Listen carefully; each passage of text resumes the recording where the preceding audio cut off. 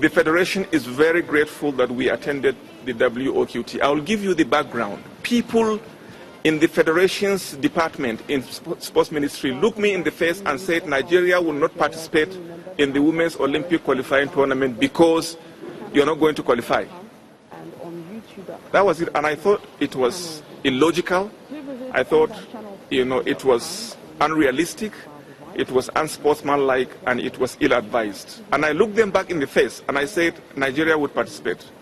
And I will explain to you why Nigeria would take part. You don't understand that the Nigerian basketball program, the national team program, has come to this level in the world now. This is where we are. We are not looking for stipends to travel. Nobody on the basketball program is worrying about allowances. We don't pay allowances. We just travel. We need to take the teams where they should be. And therefore, for us to be able to meet our international obligations, very important. If you are in the Committee of Nations and you don't meet your international obligations, you are nothing. You come down to square one, zero. Our strategy for empowering young girls and young women is education and sports. So what we do basically is to create an avenue for young girls to come learn fundamentals of basketball and then be taught life lessons, life skills. Okay, so you listen to Tijani, who is the president of the Nigeria Basketball Federation, and there he was talking about Nigeria's failure, the women's team failing to qualify for the 2016 Rio Olympics. And of course, you listen to Adamak Ogbole, who is the convener of Adamak Basketball Clinic. You know what they're doing? They're bringing young girls together to play basketball and also let them understand that it's not just playing basketball, it's all about sports and education. Isn't that just lovely? Catching them young, going back to the basics, going to the foundation to see ways we can correct it. Because now the D Tigers have failed to qualify for the Olympics. What the Adamak Foundation is doing, they're now bringing up future stars. So watch them closely. The next Helen Ogunjimi might just be in that foundation. So well done to the Adamak Foundation. The basketball clinic is a very good one. And Tijani Umar saying that we need to do more for women's basketball. That it's not really a good one that we failed to qualify for the 2016 Olympics, which he says was need to be blamed on the lack of funds and support by the Ministry of Youth and Sports. So over to you, to the Ministry of Youth and Sports. Why are we not supporting women's basketball in Nigeria? We need to know why, because they need exact support that we are giving to the men. Now let's talk about basketball development in Africa and Nigeria in particular. Tunde Adekola is the NBA Africa Development Coach, and he joins us now on the program to take a look at ways we can develop basketball. It's all about development. Tunde, good to have you on the program. Thanks for having me, Austin. Fantastic. The NBA, I know they have an office in Africa. What's it all about, NBA Africa? Well, NBA Africa is an initiative that started about 6 years ago, and there was a lot of talks from people in the front office in the States, ways to reach the youths, not only in Africa, but throughout the world. So that's when the initiative came, and we started at headquarters in Johannesburg. And from that ground up, we started to merge into different markets, and eventually we came to Nigeria 2 years ago.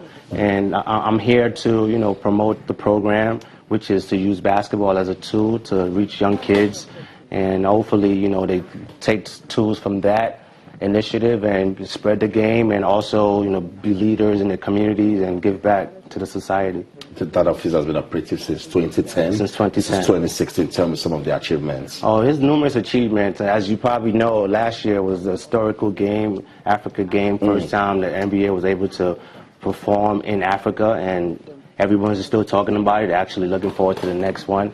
And that's just on a bigger scale. There's a lot of smaller things that are going on throughout, Africa. We have programs in Tanzania, Nigeria, Angola, South Africa, Senegal. So we're trying to reach, most places, but particularly we have target areas, and Nigeria is obviously one of them. That's right. Tell me about the importance of going back to the basics, going back to the schools. You listen to that lady saying that we need to do more to support the girls in terms of bringing them up, having talent. How can the NBA Africa help?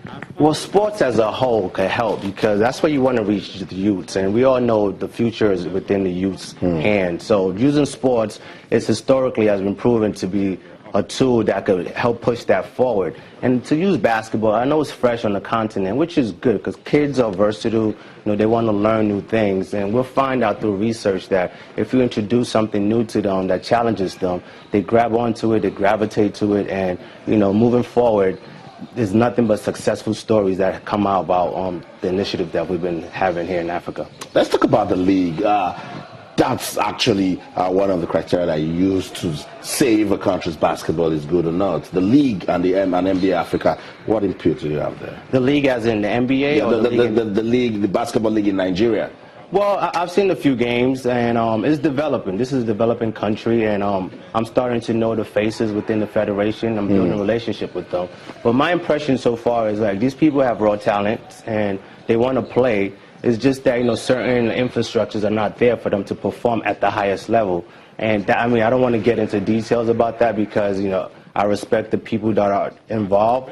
But, yeah, like I said, it's developing, the talent is there, but just need a little bit more, more structure and more training. And it seems like they don't start young enough. And, statistically, you need 10,000 hours to be an elite basketball player, any sport that is. So that means 2 to 3 hours a day for a whole year times 10 for you to compete at the highest level. So if you start playing at age 8, you're already behind. Like most of these stars that you see, they're true to the game. It's not a secret. You have to work on your craft to be good. So you start young with the proper techniques and proper coaching, and the sky's the limit. And that's in any sport, not just basketball. That's right. Let's talk about, I want to really understand the interest, NBA Africa, the setup, the operations, why Africa, what's the interest? Well, Africa, because it's Africa, right? I'm African. This is a great opportunity for me to come back home. But so what we're doing is we're using the game. And, so we're starting off by the business side of it, right? To market the game, to sell merchandise, to be on TV, which we're very successful. And we came a long way in 6 years. But to pinpoint exactly what we're doing, you have to really be involved to get the impact that we're having with this initiative. This is powerful. In 6 years, we accomplished so much more than we actually expected to accomplish. And who knows, within the next 5 to 6 years, who knows what can happen. So, I'm encouraged. I'm very positive.